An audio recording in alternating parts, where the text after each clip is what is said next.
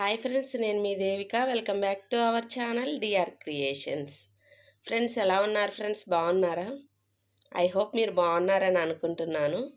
ఈరోజు కూడా ఒక మంచి స్నాక్ రెసిపీతో నేను మీ ముందుకు వచ్చేసానండి. థంబ్నెయిల్ చూడగానే మీకు అర్థమై ఉంటుంది కదా ఈరోజు వీడియోలో ఏం చేయబోతున్నామో. అదేనండి, కోడిగుడ్డు బజ్జీ చేయబోతున్నాము. అందరికి ఇష్టమైన కోడిగుడ్డు బజ్జీని ఏ విధంగా తయారు చేసుకుందామో ఈ వీడియోలో చూసేద్దాం రండి.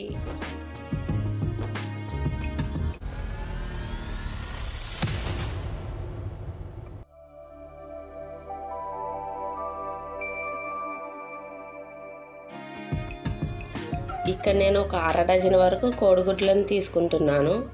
ఈ కోడిగుడ్లు మునిగేంత వరకు వాటర్ పోసుకుందామండి. వీటిని లో టు మీడియం ఫ్లేమ్లో ఒక 10 మినిట్స్ పాటు కోడిగుడ్లు అనేది ఉడికించుకోవాలి. కోడిగుడ్లు ఉడికిన తర్వాత వాటిలో ఉన్న వేడి నీళ్ళను తీసేసి చన్నీళ్ళను పోసుకుందాం. ఇలా చన్నీళ్ళు పోయడం వల్ల మనకి కోడిగుడ్డు పైన ఉన్న చెక్క అనేది త్వరగా వస్తుంది. ఈ విధంగా అన్నిటికీ చెక్క తీసేసుకోవాలండి. ఇలా అన్నిటికీ తీసుకున్న తర్వాత కోడిగుడ్ల పైన చిన్న చిన్న ఘాట్స్గా 4 సైడ్స్ పెట్టుకున్నానండి. ఇక్కడ నేను చూపిస్తున్నాను చూడండి, ఈ విధంగా 4 సైడ్స్ అన్నిటికీ పెట్టుకుందాం. ఇలా ఘాట్స్లా పెట్టుకోవడం వల్ల మనం ఆయిల్లో బజ్జీ వేసినప్పుడు ఆయిల్ అనేది పైకి చిందకుండా ఉంటుందండి. అందువల్ల మనం కోడిగుడ్లన్నిటికీ ఇలా ఘాట్స్లా పెట్టుకొని పక్కన పెట్టుకుందాం. ఇప్పుడు ఒక గిన్నెలో నేను 2 కప్పుల వరకు శనగపిండిని తీసుకుంటున్నాను. రుచికి సరిపడా సాల్ట్ని కూడా యాడ్ చేసుకుందాం. ఇక్కడ నేను 1.5 స్పూన్ వరకు సాల్ట్ని యాడ్ చేస్తున్నానండి. 1 టీ స్పూన్ వరకు వామును కూడా యాడ్ చేస్తున్నాను. అలాగే 1 టీ స్పూన్ వరకు కారాన్ని కూడా యాడ్ చేసుకుందాం. ఇలా కారం యాడ్ చేయడం వల్ల మనకి బజ్జీ అనేది సప్పగా లేకుండా కొంచెం స్పైసీగా ఉంటుంది. అలాగే 1/2 టీ స్పూన్ వరకు వంట సోడాను కూడా యాడ్ చేసుకుందాం. వీటన్నిటిని బాగా కలిసేంత వరకు కలుపుకుందామండి. వెంటనే వాటర్ పోయకుండా ఉండలు లేకుండా ముందు పిండిని మొత్తాన్ని కలుపుకుందాం. ఇలా పిండిని మొత్తాన్ని కలుపుకున్న తర్వాత మనం ఇప్పుడు కొంచెం కొంచెంగా వాటర్ పోసుకుంటూ పిండిని మొత్తాన్ని సాఫ్ట్గా కలుపుకుందాం. మనం పిండి కలుపుకునేటప్పుడు ఉండలు లేకుండా కలుపుకోవాలండి. అప్పుడే మనకు బజ్జీ అనేది కొంచెం సాఫ్ట్గా క్రిస్పీగా వస్తుంది.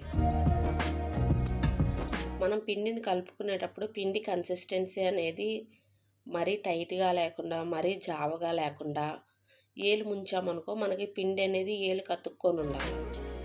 ఆ విధంగా పిండి కన్సిస్టెన్సీ అనేది కలుపుకోవాలి. ఇక్కడ నేను చూపిస్తాను చూడండి, పిండి కన్సిస్టెన్సీ అనేది మనకి ఏ విధంగా రావాలో. వేలు ముంచినప్పుడు మనకి పిండి అనేది వేలు కతుక్కొని ఉంటే సరిపోతుంది.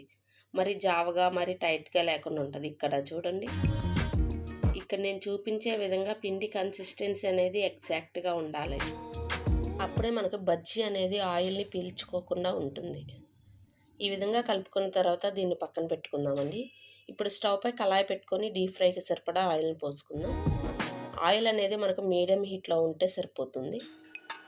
ఇప్పుడు మనం ముందుగా ఒలుచుకున్నాం కదా కోడిగుడ్లు, వాటన్నిటిని కలిపి పెట్టుకున్న పిండిలో వేసుకుందాం. మనం పిండి మొత్తాన్ని కోడిగుడ్డుకి పట్టించిన తర్వాత వీటన్నిటిని ఆయిల్లో వేసుకుందాం. ఇక్కడ నాకు కళాయి అనేది కొంచెం ఫ్లాట్గా ఉందండి. మీకు కావాలంటే గుంట కళాయి అవైలబుల్గా ఉంటే అందులో అయితే ఇంకా పర్ఫెక్ట్గా వస్తాయి ఎగ్ బజ్జీ అనేది.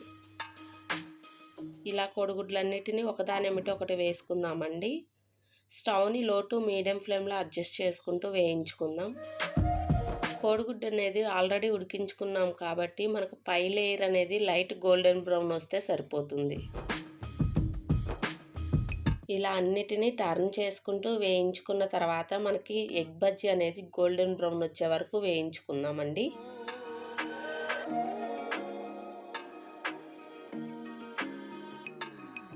ఇలా మనకి ఎగ్ బజ్జీ అనేది గోల్డెన్ బ్రౌన్ వచ్చిన తర్వాత వీటన్నిటిని ఒక సర్వింగ్ ప్లేట్లోకి తీసేసుకుందాం.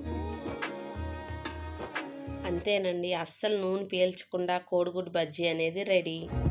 ఈ రెసిపీని మీరు కూడా ట్రై చేసి మీకు ఏ విధంగా వచ్చిందో మీ ఫీడ్బ్యాక్ని కామెంట్ బాక్స్లో కామెంట్ చేయండి.